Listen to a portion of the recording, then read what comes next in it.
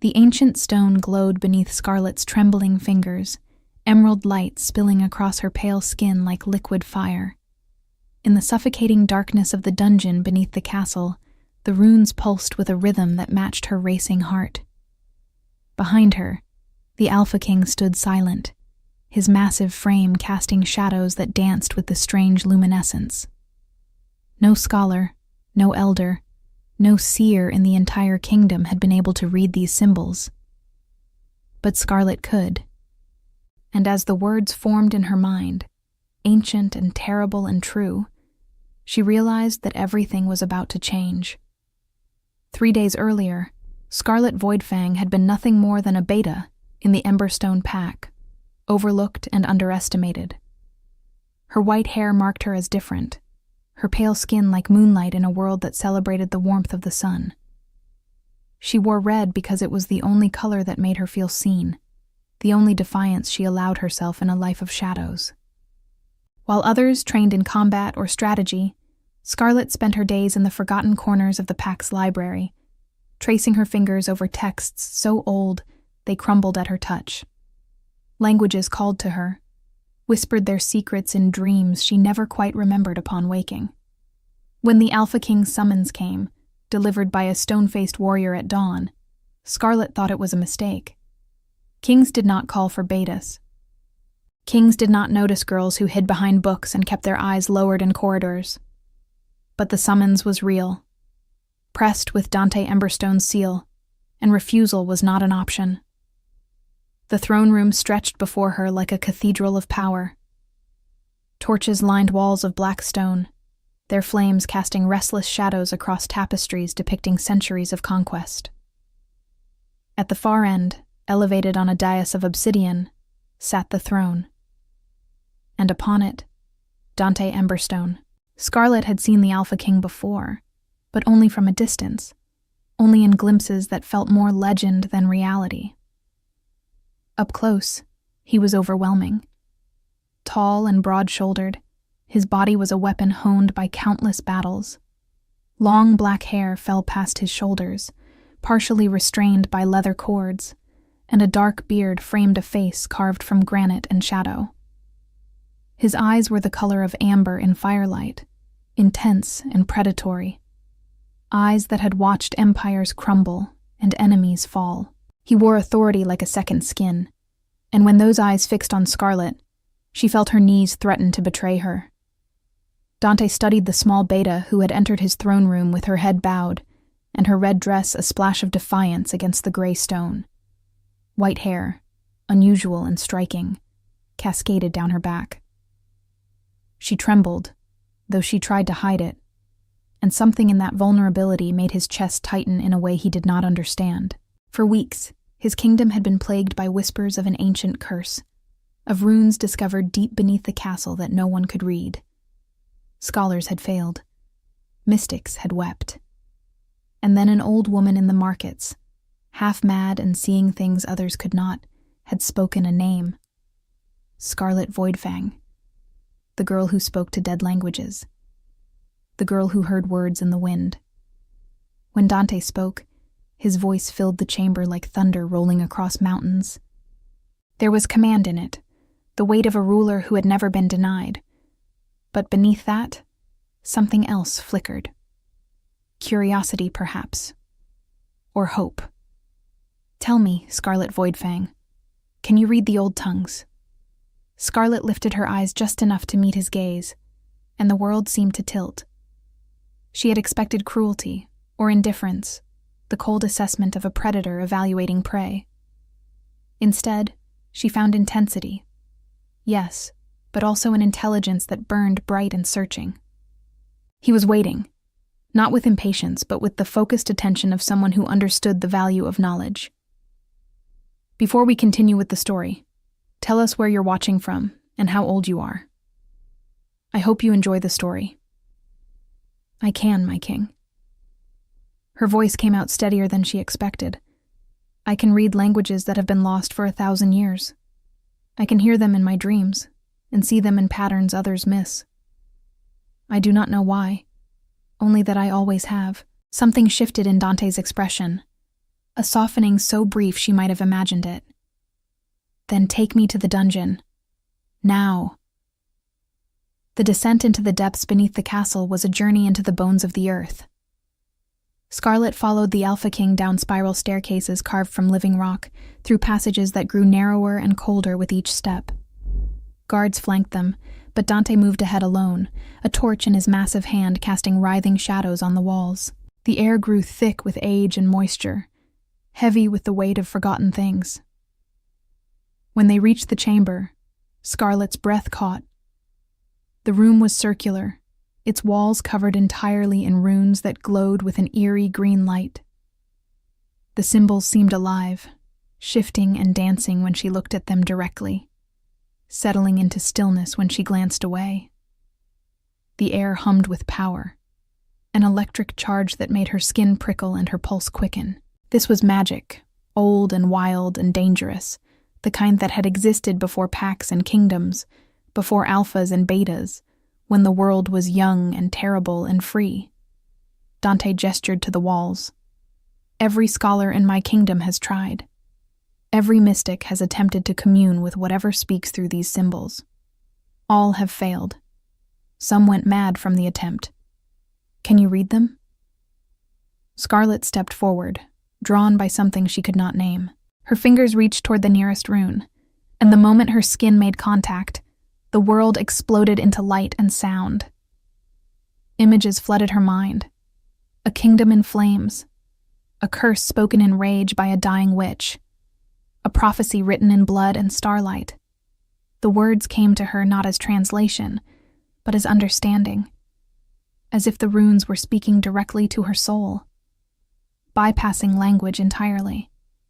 She saw Dante's ancestors, saw the moment of betrayal that had damned this land, saw the price that had been demanded and the payment that had been deferred for generations, saw the truth that had been buried beneath stone and silence. When Scarlet pulled her hand away, she was gasping, tears streaming down her pale cheeks. Dante was at her side instantly, his large hand steadying her, and through her disorientation, she registered the gentleness of his touch, so at odds with the fierce warrior she had expected. "What did you see?" His voice was urgent, but not harsh, concerned rather than demanding. Scarlet turned to face him, and in the green glow of the runes, she looked otherworldly, like something carved from moonlight and sorrow. "Your kingdom is cursed, my king. 3 generations ago, your great-grandfather betrayed a witch who had offered him her heart. He took her power, stole her magic to strengthen his own reign, and then cast her aside. As she died, she cursed this land. Every generation since has paid the price in blood and suffering. The prosperity your people once knew has withered. The magic that once flowed freely has turned bitter and dark." Dante's jaw clenched, his eyes blazing with anger, but not at her. At the past. At the injustice of bearing punishment for crimes he had not committed. How do we break it? Scarlet's hands shook as she turned back to the runes, reading deeper, following the threads of magic and meaning. The curse can only be broken by one who speaks the old language and carries no royal blood. A beta, pure of heart, who can read the witch's true name and speak the counterspell written in these walls. But there is more. She paused, her voice dropping to a whisper. The one who breaks the curse will be bound to the king through an eternal mark. Their fates will be intertwined, their souls connected. They will feel each other's pain and share each other's strength. There is no undoing it. Silence fell between them, heavy and profound. Dante stared at this small beta in her red dress, this girl with white hair and eyes like storms, and something in his chest cracked open. He had been alone for so long, ruling with an iron fist because trust was a luxury kings could not afford. He had built walls around his heart, higher than the castle towers, had buried softness beneath duty and strength, and now fate was offering him not just salvation for his kingdom, but a connection deeper than he had ever imagined possible. "You would be bound to me," he said slowly, wanting to be certain she understood. Not as a servant, but as my equal. You would feel my emotions as I feel yours. My battles would become your battles. My burdens would rest on your shoulders as well. Scarlet met his gaze, and in that moment, she was no longer the overlooked beta hiding in libraries. She stood tall, her chin lifted, and spoke with a certainty that surprised them both. My king, I have spent my entire life being invisible. I have been nothing to this pack, worth less than the stones beneath their feet. If I can save this kingdom, if I can lift this curse and bring prosperity back to people who have suffered for crimes they did not commit, then bind me. Mark me. I accept the price willingly. Something blazed in Dante's eyes, something fierce and possessive, and achingly tender. He reached out, his rough hand cupping her pale cheek with a gentleness that made her heart stutter. You do not know what you offer, little one. I am not a gentleman. I have killed with these hands. I have made decisions that cost lives and felt no regret. The world knows me as ruthless, as a king who shows no mercy to his enemies. Then show me the truth, she whispered, leaning into his touch. Show me who you are beneath the crown. Dante's thumb traced her cheekbone, and when he spoke, his voice was raw with an honesty he had shown no one. I am a man who has been alone in a crowd my entire life. I am feared and obeyed, but I have never been known. I have never let anyone close enough to see past the armor. But you, Scarlet Voidfang, you walked into my throne room and looked at me like I was more than a king, like I was just a man. And I think I have been waiting for you my entire life without knowing it. Tears slipped down Scarlet's cheeks, and Dante caught them with his thumb, his touch unbearably gentle. Then let me read the spell. Let me break the curse. And whatever comes after, we face it together. The ritual took hours. Scarlet stood before the glowing runes, her voice rising and falling in a language that had not been spoken in centuries. The words tasted of earth and starlight, of ancient power and older magic. Dante stood behind her, his presence a wall of strength at her back, and as she chanted, the green light grew brighter, more intense, until the entire chamber blazed like the heart of an emerald sun. The witch's true name came to her like a song, like a memory from a life she had never lived. She spoke it with reverence, with sorrow for the betrayal that had been committed, and as the final syllable left her lips, the runes exploded in a cascade of light that knocked them both to the ground. When Scarlet opened her eyes, Dante was above her, his body shielding hers from falling debris, his arms caged around her protectively. The chamber had gone dark, the green glow extinguished, but in its place, she felt something else. A warmth spreading through her chest, a connection snapping into place like a key turning in a lock. She gasped, and Dante's eyes widened as he felt it too. The bond. It rushed through them like a flood, overwhelming and undeniable. Scarlet felt Dante's emotions as if they were her own. The fierce protectiveness he felt for his people, the loneliness that had carved caverns in his soul, the sudden blazing recognition that she was his, that she had always been meant for him. And Dante felt her in return. Her fear and her courage, her gentle heart and her iron will. The way she saw beauty in forgotten things, and refused to let the world make her small. Dante pulled back just enough to look at her, and in his amber eyes, Scarlet saw wonder. When he spoke, his voice was hoarse. I feel you. Your heartbeat, your thoughts, your emotions like waves against my shore. And I feel you, Scarlet whispered back. All the things you hide from the world, all the gentleness you bury beneath the armor. You are not the monster you pretend to be. Dante's hand moved to her neck, his thumb pressing against her pulse point, and then he was marking her. It was not a bite, not in the traditional sense, but a transfer of power, his essence merging with hers, sealing the bond that the magic had created. Scarlet cried out, not in pain, but in overwhelming sensation, as silver light flared where he touched her, leaving a mark like a crescent moon intertwined with runes. When it was done, Dante gathered her into his arms, holding her against his chest as if she were the most precious thing in his kingdom. "Mine," he breathed into her white hair. "My Scarlet, my salvation, my equal." And Scarlet, exhausted and transformed, whispered back, "Yours, always yours." The kingdom felt the change immediately, as Dante carried Scarlet from the dungeons, stepping into the courtyard as dawn broke across the sky, the curse lifted like fog burning away in sunlight. The gray cast that had hung over the land for generations vanished. Colors seemed brighter, more vivid. The crops that had struggled began to thrive. Springs that had run dry bubbled to life again. And through the bond, Scarlet felt Dante's relief, his gratitude, his overwhelming love for his people finally freed from an ancient wrong. Scarlet's body was weak from the ritual, drained in ways she had never experienced. Every muscle trembled, and her vision swam with exhaustion.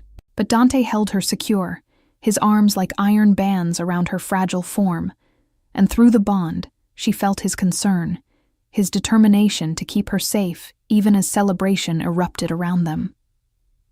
The pack members who witnessed their emergence from the dungeons fell to their knees, not in fear, but in awe. They saw their king, fierce and unyielding, cradling a small beta as if she were made of spun glass. They saw the mark glowing silver on her neck, proof of a bond that transcended rank and tradition.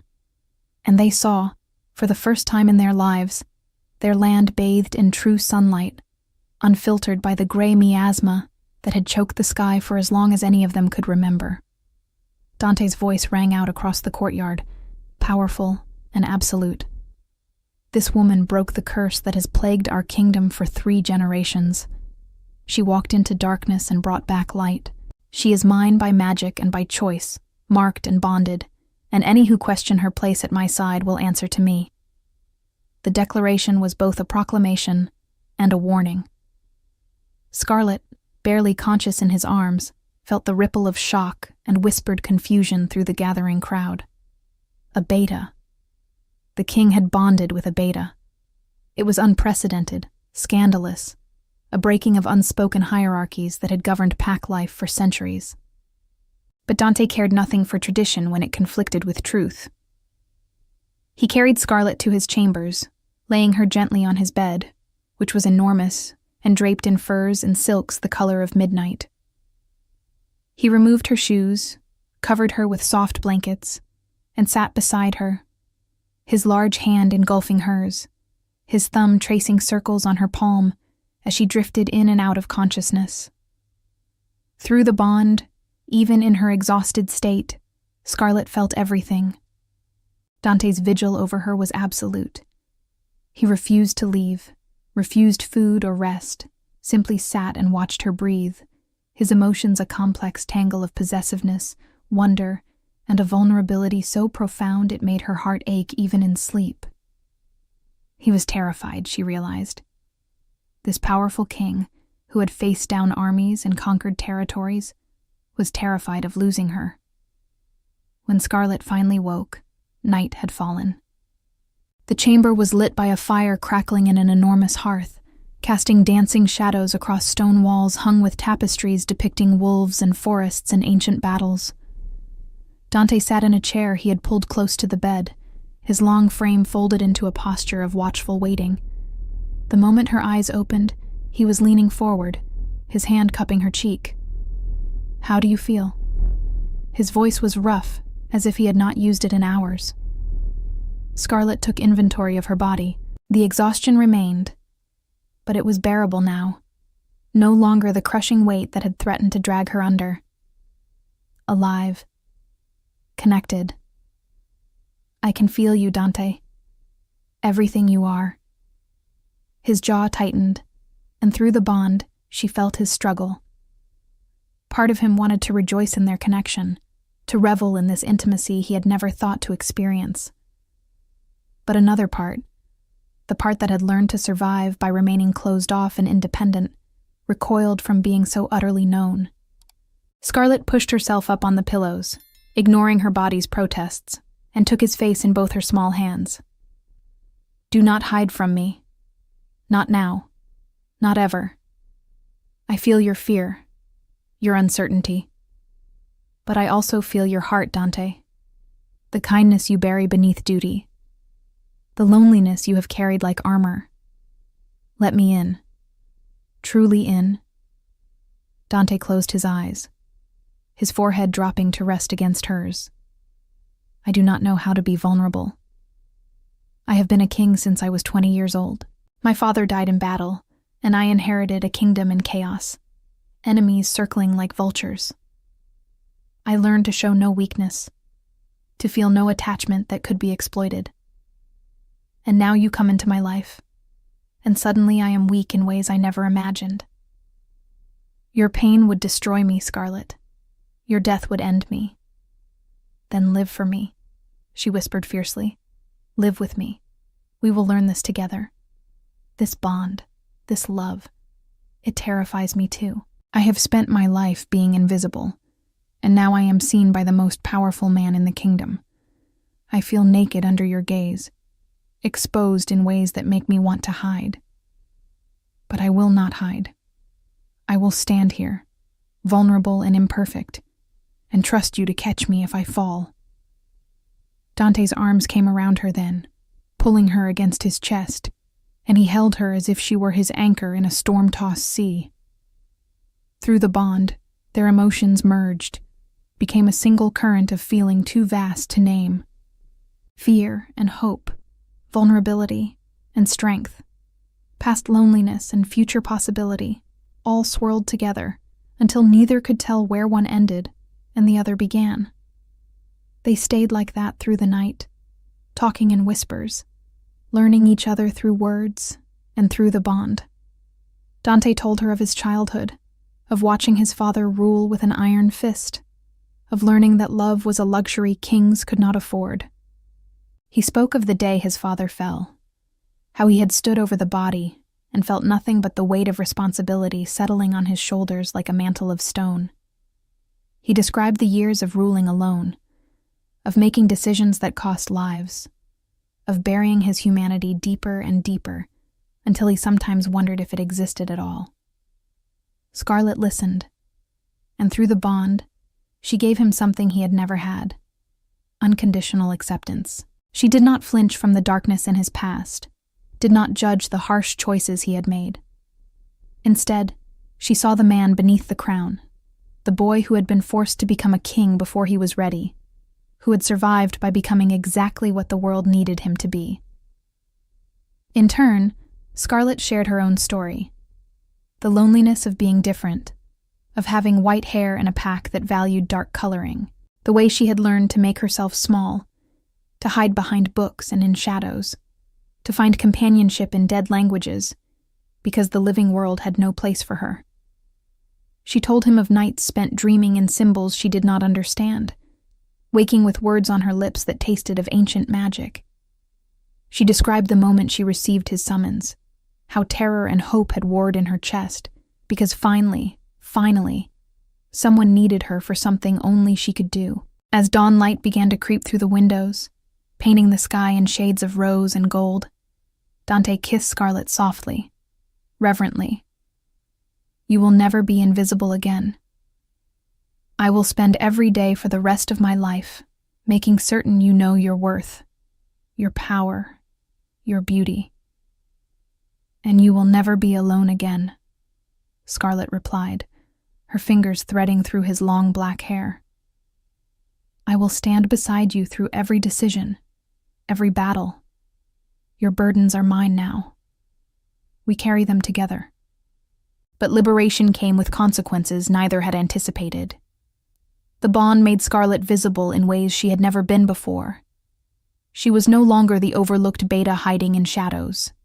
She was the Alpha King's chosen, the one who had broken the curse, marked and claimed by the most powerful wolf in the kingdom, and not everyone celebrated.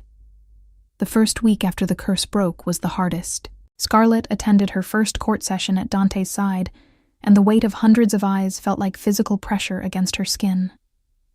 She wore a gown of deep crimson that Dante had commissioned for her, the fabric flowing like water, the neckline designed to display the silver mark that bound them. Her white hair was woven with ribbons of black, a subtle nod to Dante's coloring, and though she looked regal, inside she trembled. Dante sat on his throne, and he had ordered a second chair placed beside it, equal in height and grandeur. The symbolism was unmistakable, and it sent shockwaves through the assembled nobles and warriors. A beta, sitting beside the Alpha King as if she were his queen. Lady Morgana Silverclaw, an alpha female who had been vying for Dante's attention for years, stood to address the court, her voice carrying clear and challenging. "My king, while we are all grateful for the breaking of the curse, surely you do not intend to elevate a beta to the position of queen. It sets a dangerous precedent, undermines the natural hierarchy of our pack."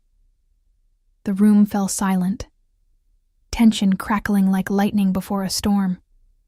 Through the bond, Scarlet felt Dante's rage, a white-hot fury that made her own pulse spike. But she also felt his control, iron-willed and absolute. When he spoke, his voice was quiet, which made it more terrifying than if he had shouted.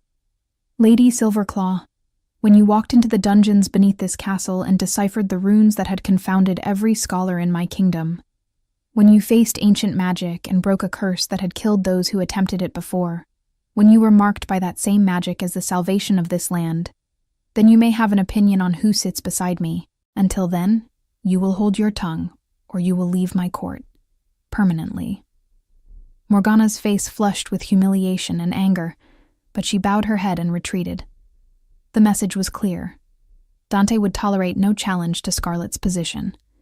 But through the bond, Scarlet felt the tremor in his confidence, the worry that his protection might not be enough, that the political forces arrayed against them might find ways to hurt her that even he could not prevent. That night, alone in their chambers, Scarlet confronted him. "You cannot fight every battle for me. If I am to be your equal, I must learn to defend myself in these halls. Swords and claws I may not wield as well as warriors, but words, strategy, alliances, these I can master." Dante paced before the fire, his long hair loose around his shoulders, his powerful body coiled with tension. "They will tear you apart, Scarlet. These nobles, these alphas, they play games that have toppled kingdoms. They will smile to your face and plot your downfall behind closed doors.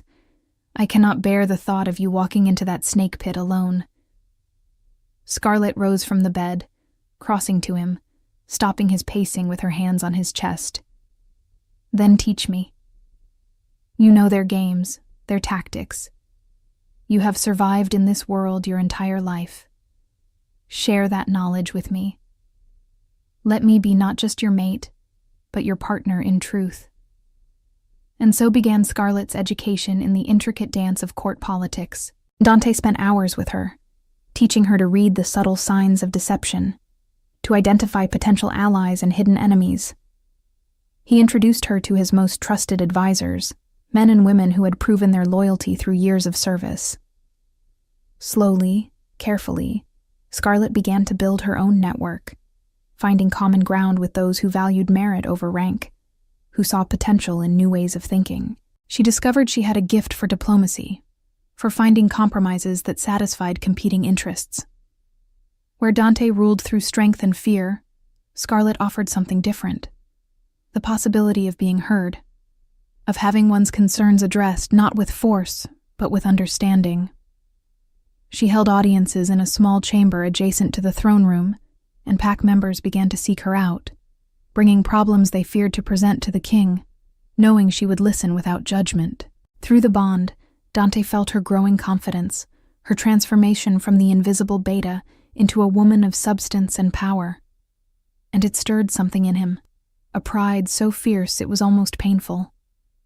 He watched her navigate court politics with grace and intelligence, watched her win over skeptics through patience and wisdom, and he fell more deeply in love with her every day. But not everyone was won over. There were those in the court who whispered that a beta had no place at the king's side. There were alphas who had dreamed of catching Dante's eye, of becoming his queen.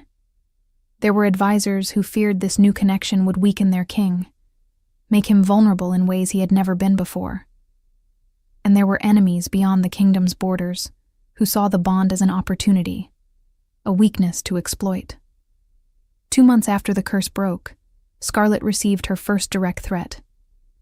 It came in the form of a letter, delivered to her private chambers by an unknown hand. The words were simple but chilling. "The king's beta whore will not survive the winter. Enjoy your borrowed time." Scarlet's hands shook as she read it, fear spiking through her chest. And through the bond, Dante felt it instantly. He materialized in her chambers within moments, having run from wherever he had been, his eyes wild with concern and fury. What happened? His hands were on her shoulders, his gaze searching her face. Scarlet wordlessly handed him the letter. She watched as he read it, watched as his expression transformed from concern to rage so pure and absolute it was terrifying to witness. The air around him seemed to vibrate with his fury, his eyes blazing amber, his body rigid with the effort of containing his wolf.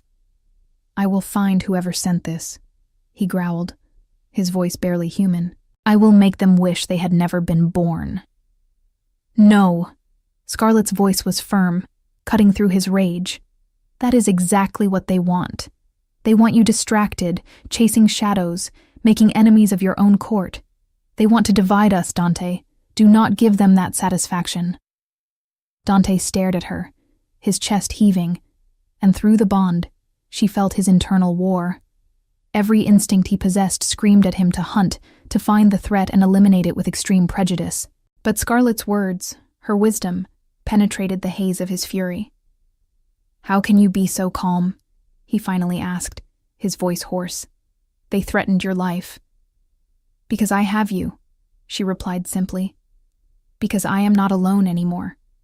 Because whatever comes, we face it together." "Is that not what you promised me?" Dante's arms came around her, crushing her against his chest, and she felt him trembling with the force of his emotions. "You are stronger than I am," he whispered into her hair. "You terrify me with your strength." Scarlet held him, this powerful king who faced the world with unflinching courage, but came undone at the thought of losing her. And in that moment, she understood the full weight of what the bond meant. It was not just connection, it was vulnerability. It was giving another person the power to destroy you completely and trusting them not to. They increased security, of course. Dante assigned his most loyal warriors to Scarlet's protection, though she chafed at the constant presence of guards.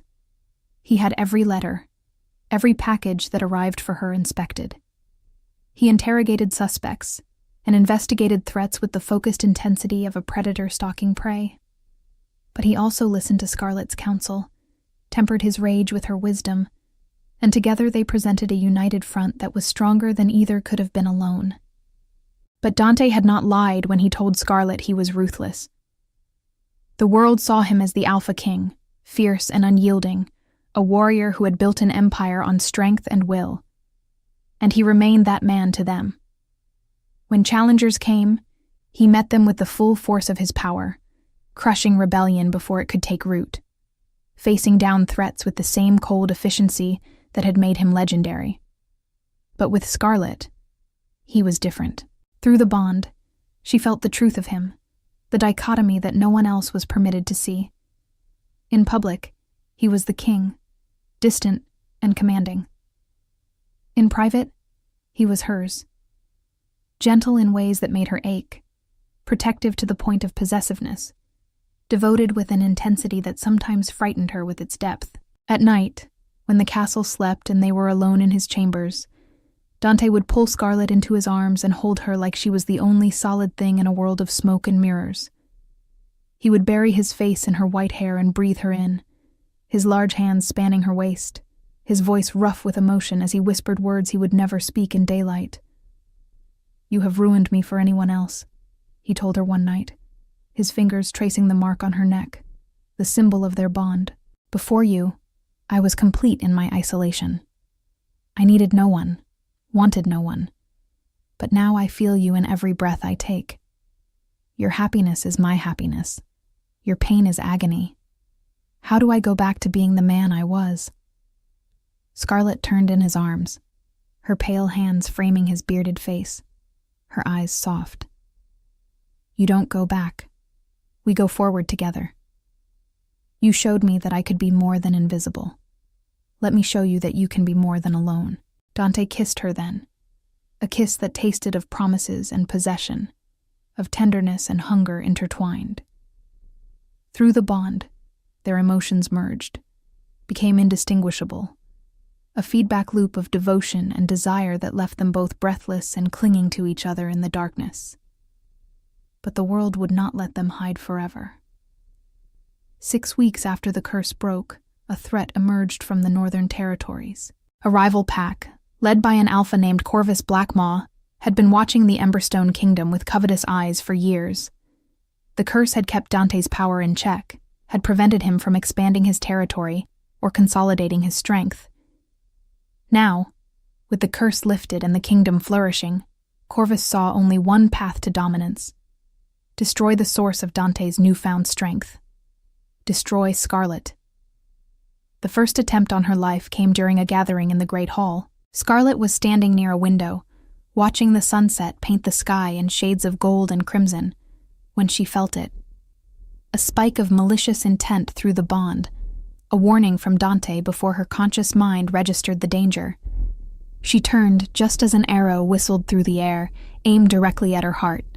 It never reached her. Dante appeared between her and the arrow, moving faster than should have been possible, his hand snatching the projectile from the air inches before it would have struck. His eyes blazed with fury, with rage so potent it filled the room like a living thing. The court fell silent, everyone frozen as the Alpha King slowly turned, the arrow clutched in his fist, searching for the source of the attack. Whoever did this, Dante's voice was soft, deadly, has signed their own death warrant. You have one chance to step forward. One chance to die with honor, rather than be hunted like the coward you are. No one moved. No one breathed. And then Dante's gaze swept the room, and when it fell on a young warrior near the back, a beta with fear in his eyes and guilt written across his face, the king smiled. It was a terrible smile, cold and promising violence. Scarlet felt Dante's rage through the bond, felt the predator rising to the surface, the part of him that was alpha, that was born to dominate and destroy. But she also felt his control, the iron will keeping him from tearing through the entire hall to reach the would-be assassin. He gestured, and his guards moved, dragging the terrified beta forward. Dante walked slowly toward the captured man, and the crowd parted before him like water before a ship's prow. He was every inch the king now, the warrior, the force of nature that had conquered territories and bent enemies to his will. When he reached the assassin, he leaned close, his voice carrying despite its quiet intensity. You threatened what is mine. You aimed your weapon at the heart of my kingdom. Who sent you? The beta trembled, tears streaming down his face. Corvus Blackmaw, he said. He said if I killed her, he would spare my family when he takes your territory. He promised us safety. Dante straightened, and his laughter was bitter. Corvus made you a promise he could never keep. Your family will be safe here, under my protection. But you, his hand shot out, gripping the beta's throat. You will serve as a message. Scarlet's voice cut through the tension like a blade. Dante, don't. Every head in the hall swiveled to her. The small beta in the red dress, stepping forward with her chin raised, daring to command the Alpha King in front of his entire court. The audacity was breathtaking. The danger was absolute. But Dante simply looked at her, his hand still around the assassin's throat. And through the bond, Scarlet felt his conflict.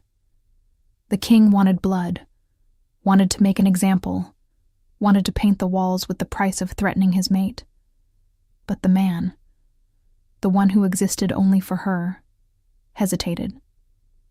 "He is terrified and desperate," Scarlet said quietly, holding Dante's gaze.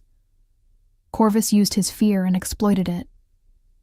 Yes, he tried to kill me. Yes, he deserves punishment.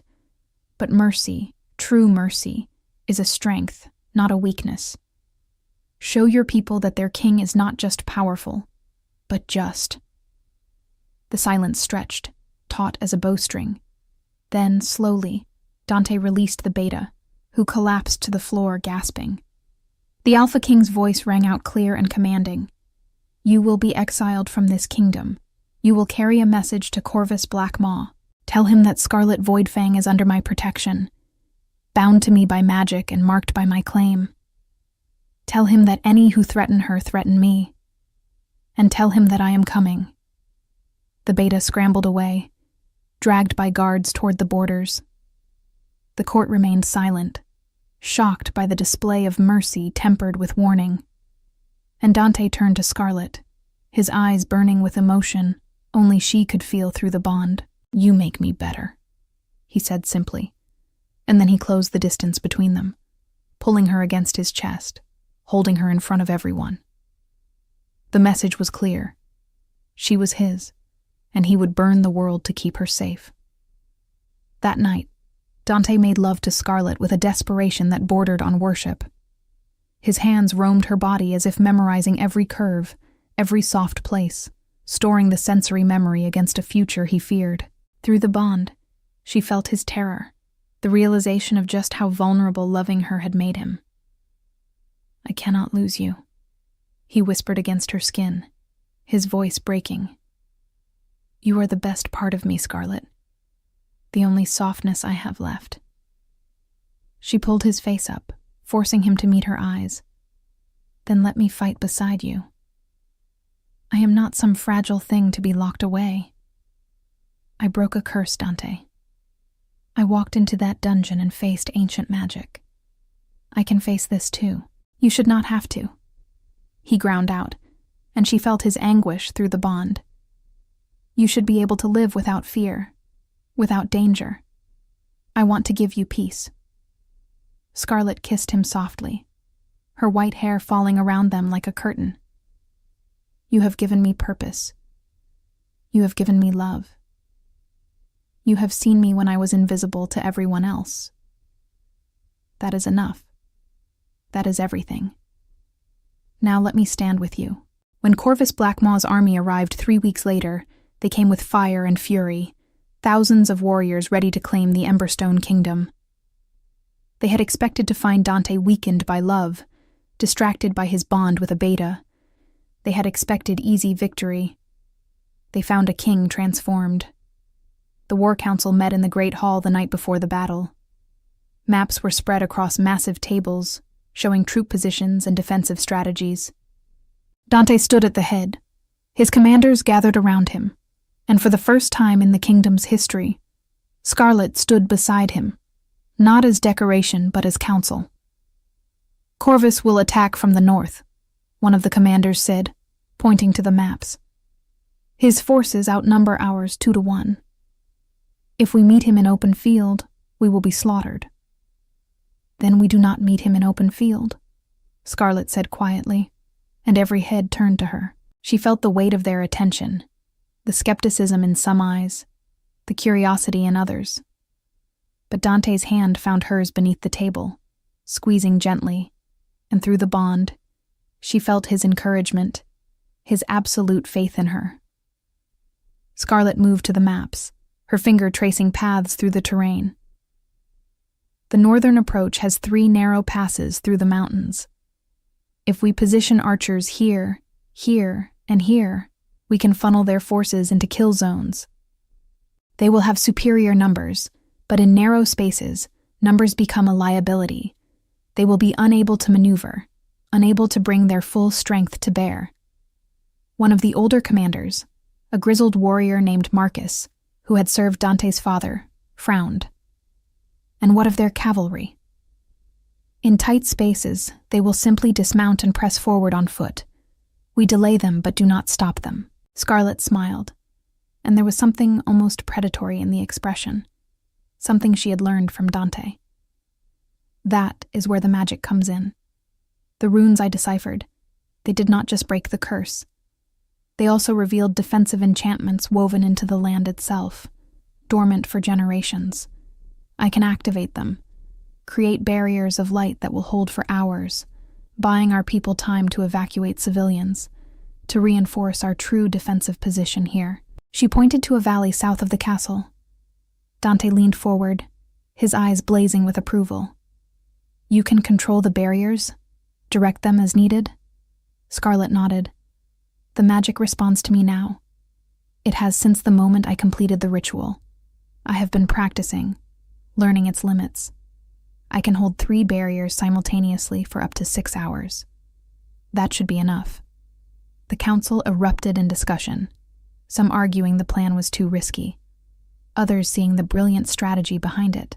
But Dante silenced them with a gesture, his voice absolute. We follow Scarlet's plan. Marcus, coordinate the archer positions. Lydia, organize the civilian evacuation. Thomas, prepare our forces for defensive engagement in the southern valley. We meet Corvus's strength not with equal strength, but with superior strategy. As the commanders dispersed to their tasks, Dante pulled Scarlet aside, into the shadows of a side chamber. In the privacy of the moment, his mask cracked, and she saw his fear through the bond, felt it echo in her own chest. If this goes wrong, if Corvus breaks through, you need to run. His hands framed her face, his thumbs stroking her cheeks. Promise me, Scarlet. Promise me you will not try to be a hero. You will take the fastest horse and ride south, away from here, away from danger. Scarlet's eyes flashed with defiance. And where would I go, Dante? Where in this world would I run that you would not follow through the bond? Where could I hide that your emotions would not find me? We are bound, remember? Your battles are my battles. Your fate is my fate. Dante's forehead pressed against hers, his breath ragged. You are my heart, Scarlet. If you fall, I fall. If you die, I have no reason to continue. Then do not let me fall, she whispered fiercely. Fight beside me. Trust me to do my part, as I trust you to do yours. We survive this together, or not at all. The battle began at dawn, just as the sun broke over the eastern mountains, painting the sky in shades of blood and gold. Corvus's forces came like a flood, thousands of warriors pouring through the northern passes, their battle cries echoing off stone walls. They came expecting to sweep over the Emberstone Kingdom like a tide, to claim its newly prosperous lands for themselves. They hit the first barrier of green light and recoiled in shock and confusion. The magical wall stretched across the entire width of the pass, impenetrable and glowing with ancient power. Behind it, Dante's archers rained down arrows, picking off warriors who pressed too close, who tried to find weakness in the enchantment. Corvus himself stood at the rear of his forces, a massive alpha with scars covering his arms and chest, his dark eyes calculating. He had heard rumors of the beta who had broken the curse, who wielded magic no one had seen in centuries.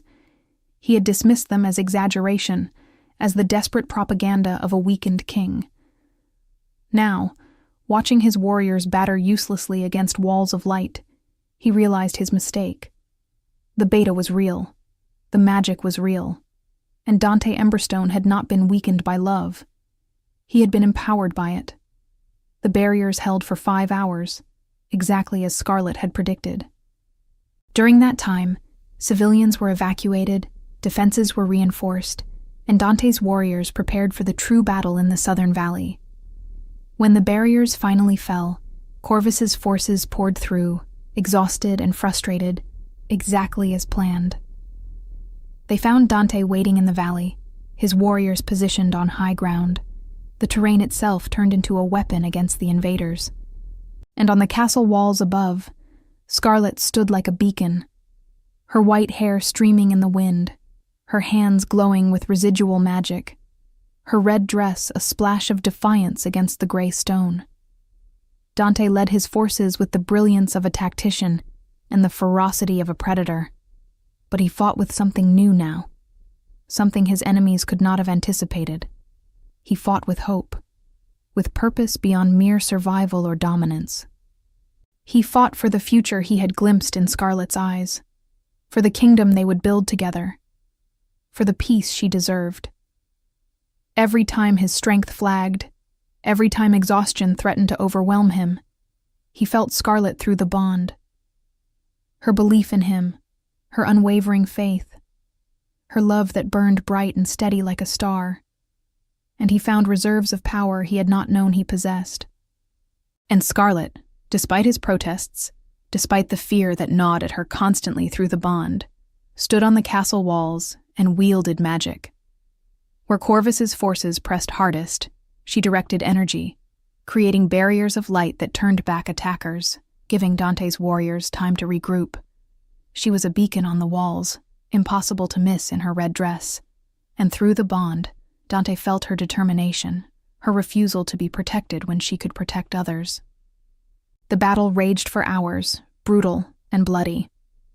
Corvus's superior numbers meant nothing in the tight confines of the valley, where Dante's warriors used terrain and tactics to devastating effect. But Corvus was no fool, and he was no coward. When he saw his forces faltering, when he realized victory would not come through conventional means, he made a decision. He would go for the beta herself. Scarlet felt the danger a moment before it manifested. Through the bond, Dante's panic spiked, a warning that came too late.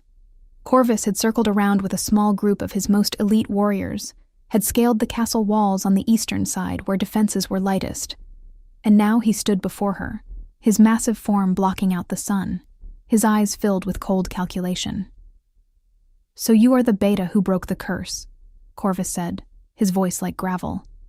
"The one who made Dante Emberstone believe in love. You are smaller than I expected." Scarlet stood her ground, though her heart hammered in her chest. Her guards had been drawn away by a diversion, exactly as Corvus had planned.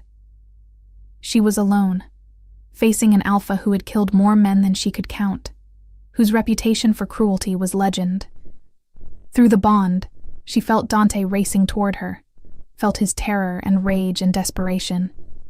But he was too far away. He would not reach her in time. "Size is not strength," Scarlet said, her voice steady despite her fear, "as you are about to discover." She raised her hands, and green light exploded outward. It was not a barrier this time, but a weapon, pure magical energy that slammed into Corvus and his warriors, sending them flying backward. Scarlet had not known she could do this, had not practiced offensive magic. But desperation and the bond, the connection to Dante's strength flowing through her, amplified her power beyond anything she had imagined. Corvus recovered quickly, his eyes now wary and filled with new respect. "So the kitten has claws. But magic will not save you, Beta. Not from me." He lunged forward, faster than his size should have allowed, and Scarlet barely managed to throw up another barrier. Corvus hit it with the full force of his alpha strength, and the barrier cracked, spiderwebbing with fractures. Scarlet poured more power into it, but she could feel her energy draining, could feel the magic demanding more than she had to give. And then Dante was there. He came over the wall, like vengeance made flesh, his eyes blazing gold, his face twisted with fury and fear. He hit Corvus from the side, and the two alphas went down in a tangle of limbs and snarling rage. They rolled across the stone walkway, each trying to gain the upper hand, and Scarlet stumbled backward, her magic flickering out as exhaustion overwhelmed her. Through the bond, she felt Dante's emotions, the terror he had experienced thinking he might lose her, the rage at Corvus for daring to threaten what was his. But beneath it all, something else. The calm center of a warrior who knew exactly what he needed to do. The fight was savage and swift. Corvus was skilled, but he fought alone, fought with only his own strength. Dante fought with something more. He fought with the knowledge that someone was counting on him, that someone saw past the armor to the man beneath. that someone loved him not for his power but in spite of it. He fought with Scarlet's belief flowing through the bond, amplifying his strength, sharpening his focus. When Corvus fell, defeated but not dead, his throat beneath Dante's hand, the Alpha King stood over him and spoke words that would echo through the kingdom for generations. You came here thinking my bond made me weak. You thought love was vulnerability. But you were wrong. Love has made me undefeatable, because I have something worth fighting for beyond territory or pride. I have her. He gestured to Scarlet, who stood against the wall, exhausted and magnificent, her white hair wild around her shoulders, her red dress torn, but her eyes blazing with pride and love. And in that moment, Corvus understood his mistake. This was not a king weakened by affection. This was a king who had found his other half, who fought with the strength of two souls perfectly aligned. You have a choice, Dante continued, his voice cold and absolute. Swear fealty to me, withdraw your forces, and live to see another day, or refuse, and I end this now.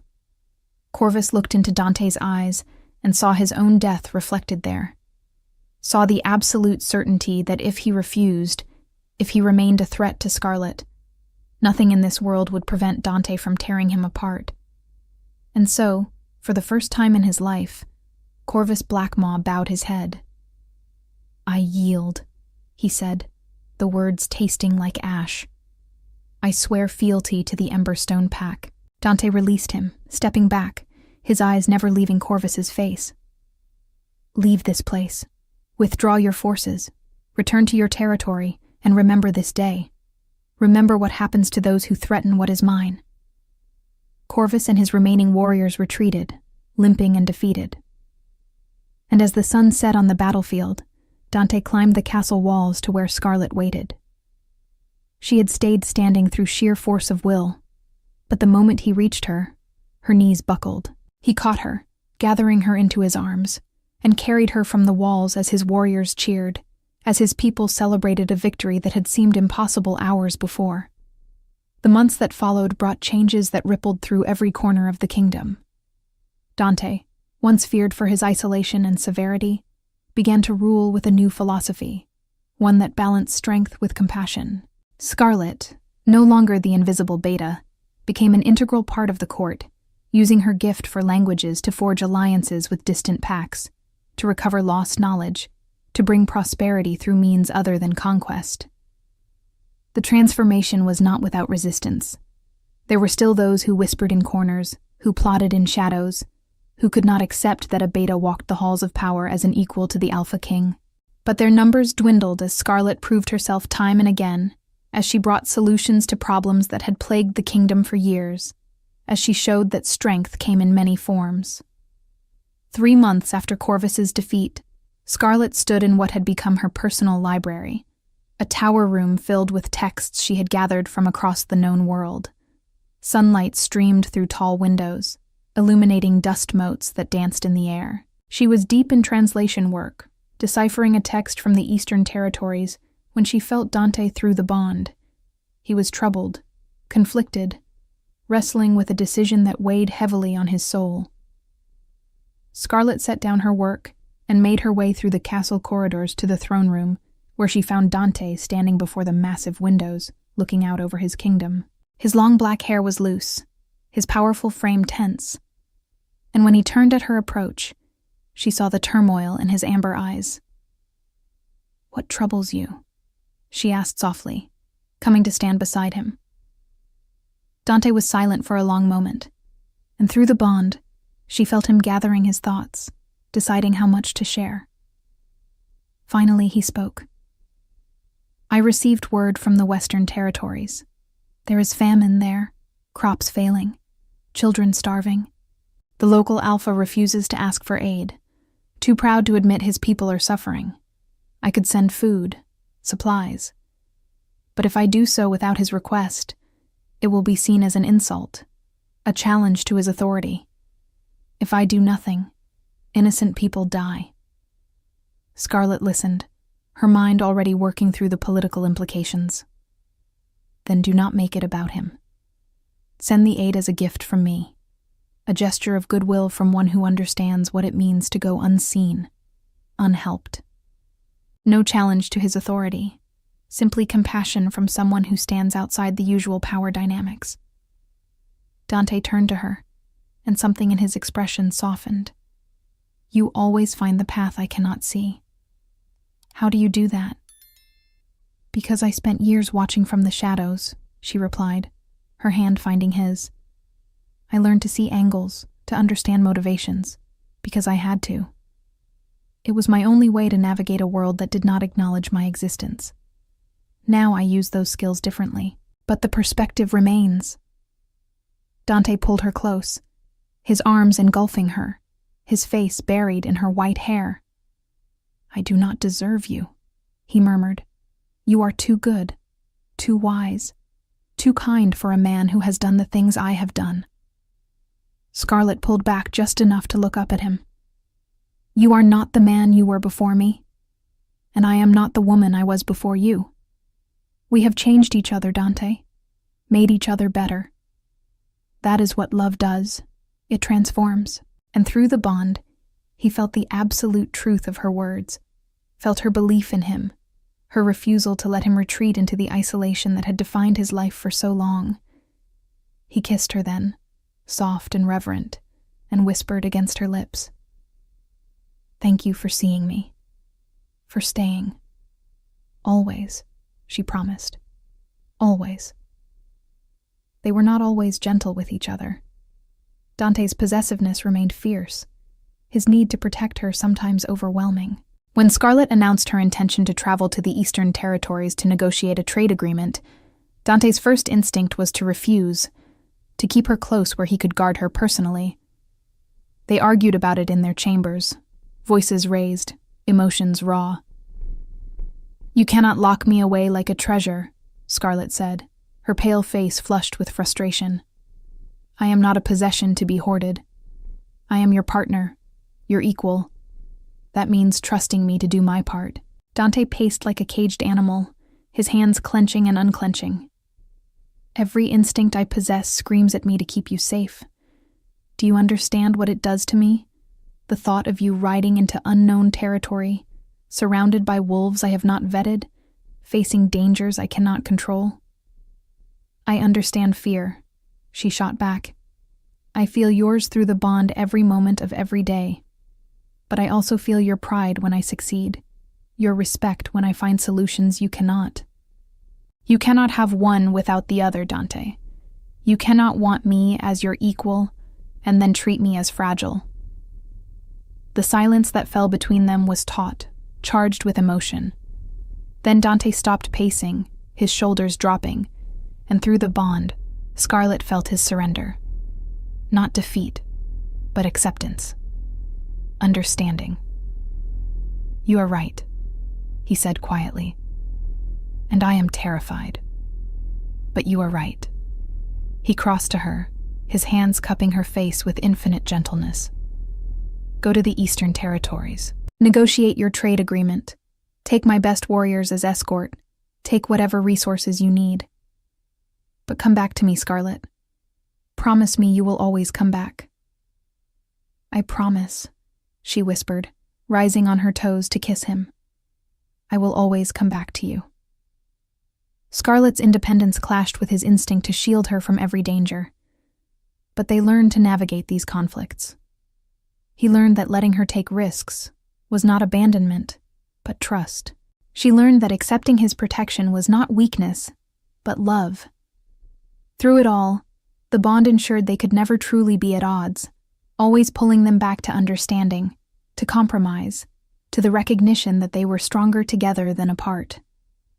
The trip to the Eastern Territories was Scarlet's first major diplomatic mission, and it terrified her in ways she did not share with Dante, not because of the dangers of travel or the complexity of negotiations, but because she would be representing the Emberstone Kingdom in her own right. The invisible Beta, now speaking for a king. She traveled with an escort of 20 warriors, led by Marcus, the grizzled commander who had initially doubted her war strategy. In the weeks since the battle, Marcus had become one of her staunchest supporters. having seen firsthand how her tactics had saved countless lives. The Eastern Territories were beautiful, all rolling hills and ancient forests, villages clustered around crystal rivers. The Alpha there, a woman named Elena Moonshadow, received Scarlet with cautious curiosity. Word of the Beta who had broken a curse and bonded with the Alpha King had spread far and wide, and Elena was intelligent enough to see opportunity where others saw scandal. Over 3 days, Scarlet and Elena negotiated a trade agreement that would benefit both kingdoms. Scarlet offered access to the Emberstone Kingdom's newly prosperous farmlands and mines, resources that had flourished since the curse broke. In return, Elena provided access to Eastern timber and skilled artisans, craftsmen whose work was legendary across the territories. But more than trade was established during those days. Scarlet and Elena formed a genuine connection, 2 women navigating power in a world dominated by male alphas. Elena shared her own struggles, her own battles to be taken seriously, to rule with wisdom when others expected only strength. On the final night, as they shared wine in Elena's private chambers, the Eastern Alpha spoke candidly. "You have given many of us hope, you know. Betas across the territories who have been told they are less, who have accepted invisibility as their fate. You have shown us that there are other paths." Scarlet felt emotion tighten her throat. "I was only trying to survive, to find a place where I belonged." Elena smiled. "And in doing so, you changed the world. That is how revolutions happen, Scarlet. Not through grand declarations, but through individuals who refuse to accept the limitations others place on them." When Scarlet returned to the Emberstone Kingdom a week later, Dante was waiting at the gates. He had been there for hours, Marcus later told her, pacing and watching the road, unable to rest until she was back within his sight. The moment she dismounted, he strode forward and pulled her into his arms, holding her so tightly she could barely breathe. Through the bond, she felt everything. His relief, his joy, his gratitude that she had kept her promise. And beneath it all, his pride. She had succeeded, had forged an alliance that would strengthen their kingdom, had proven herself as a leader in her own right. That night, they made love with a desperation born of separation, of fear conquered and reunion celebrated. Dante worshipped her body with his hands and mouth, traced every curve as if memorizing her anew, and through the bond, their pleasure merged and amplified until neither could tell where one ended and the other began. Afterward, as they lay tangled together in the darkness, Dante spoke words that came from the deepest part of his soul. "I am learning to let you fly, little one. Even when every part of me wants to cage you, to keep you close and safe. But I will never stop being grateful when you return. You are my home, Scarlet, the only place I have ever truly belonged." "And you are mine," she whispered back, her fingers tracing the lines of his face. "My king, my love, my home." Seasons changed, and with them, the kingdom continued to transform. Word spread of the prosperity that had returned to the Emberstone lands, of the Beta Queen who wielded magic and wisdom in equal measure, of the Alpha King who had learned to rule with both strength and compassion. Pacts that had been enemies for generations began to seek alliances. Trade routes opened, knowledge flowed freely. Scarlet established schools throughout the kingdom, places where young wolves could learn not just combat and strategy, but languages and history, art and diplomacy. She personally taught classes when time allowed, sharing her gift for languages with students who had never imagined such knowledge was accessible to them. Dante, watching his mate transform his kingdom through education and connection, felt something shift in himself. For so long, he had believed that strength was the only currency that mattered, that power was maintained through fear and dominance. Scarlet had shown him a different path, one where strength was still valued but not worshipped, where power came through inspiration rather than intimidation. Together, they rewrote the laws governing the pack, removing restrictions based on rank, ensuring that merit and ability mattered more than birth. It was revolutionary, and it was controversial, but it was also undeniably effective. The kingdom flourished as talents that had been suppressed for generations were finally allowed to bloom. 1 year after the curse broke, Dante took Scarlet back down to the dungeons beneath the castle. The chamber where the runes had glowed was now empty, the walls dark and silent. But the memory remained, etched into their souls through the bond. Dante led her to the center of the room, where he knelt before her, this massive king lowering himself in a gesture of reverence that stole her breath. "Scarlet Voidfang," he said, his voice echoing in the darkness. "You walked into this place and changed everything. You broke a curse. You saved a kingdom. You saved me. But more than that, you taught me what it means to be whole, to be seen, to be loved not for what I can do but for who I am." He took her hands, pressing them to his heart, and through the bond, she felt every ounce of what he felt for her. The love that consumed him, the devotion that bordered on worship, the way she had become essential as breathing. "I have been an Alpha King for 15 years, he continued, "and I have brought territories to heal. I have faced down rebellions and crushed enemies. But kneeling here before you is the most powerful I have ever felt. Because this is my choice. To honor you.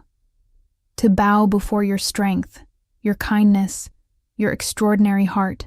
Tears streamed down Scarlet's cheeks as she looked down at this fierce, complicated, beautiful man kneeling before her. "You never have to bow," she whispered. "We are equals, remember?" Dante smiled, a real smile, rare and precious. "I bow not as a king to a subject, but as a man to the woman who holds his entire world, as the one who found salvation to the one who offered it freely. You are my queen in every way that matters, Scarlet. Will you make it official? Will you marry me and let me spend the rest of my life proving that you are the best decision I never knew I needed to make?"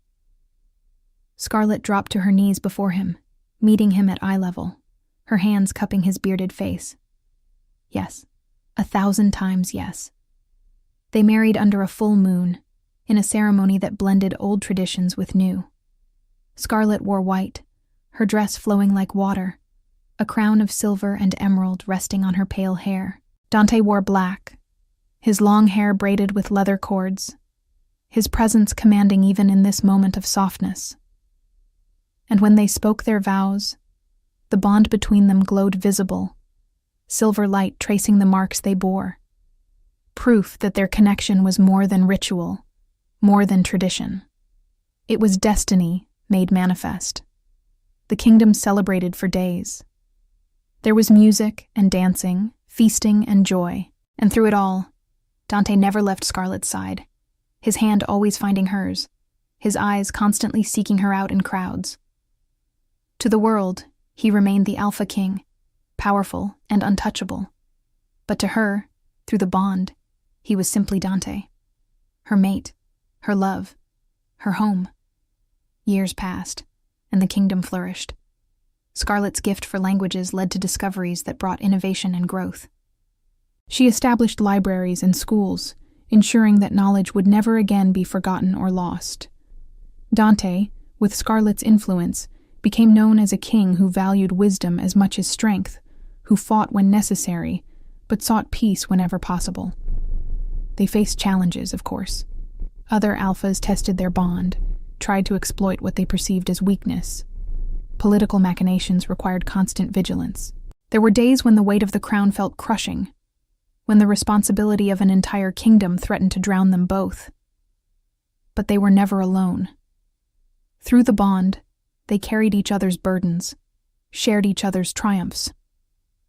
When Dante felt the darkness creeping in, the weight of decisions that cost lives, Scarlet was there, her presence a light in the shadows.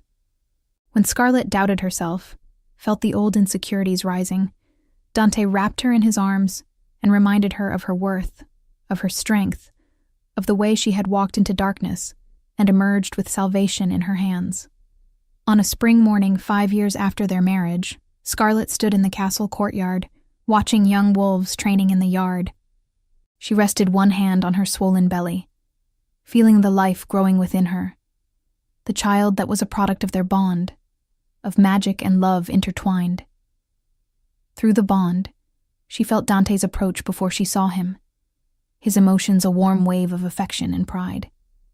He wrapped his arms around her from behind, his large hands covering hers on her stomach, his chin resting on her shoulder. "Our child will be extraordinary," he murmured. "How could they be anything else with you as their mother?" Scarlet leaned back against his chest, secure in his embrace. "They will have your strength and your courage, and your kindness, your wisdom, your gift for seeing beauty in forgotten things." They stood together in comfortable silence, watching their kingdom thrive, feeling their child move beneath their joined hands. The curse was long broken, but its legacy remained in the form of the bond that had saved them both. Scarlet, the overlooked beta, who had learned to read ancient languages, who had walked into darkness and brought back light. Dante, the Alpha King who had ruled alone until he learned that true strength lay in connection, in vulnerability, in allowing himself to be known. That night, as they lay in their bed, with moonlight streaming through the windows, Dante traced the mark on Scarlet's neck, the symbol of their eternal bond, and spoke the words that had become a ritual between them. "I am yours," he whispered. "And I am yours," she replied. Always and forever, they finished together, the bond pulsing with light, with love, with the promise of a future they had built from ruins and ancient magic, from loneliness transformed into belonging. In the dungeons beneath the castle, the chamber where the runes had once glowed remained empty and dark. But if one listened carefully, if one was quiet and still, they might hear an echo, not of a curse, but of a promise kept. Of a beta who had been invisible made radiant, of an Alpha King who had knelt before true power and found salvation in surrender. The kingdom would remember their story for generations, would tell it to children as a tale of magic and destiny. But Dante and Scarlet knew the truth. It was not magic that had saved them, not destiny that had bound them. It was choice. The choice to trust, to be vulnerable, to let someone see the truth beneath the armor. The choice to love fiercely and completely, to fight for each other and with each other, to build something lasting from the ashes of what had come before. We'd love to hear your thoughts on this beautiful love story. Let us know what you thought of this tale full of emotions and surprises. Tell us your name, where you're watching from, and rate this story from 0 to 10 if it touched your heart.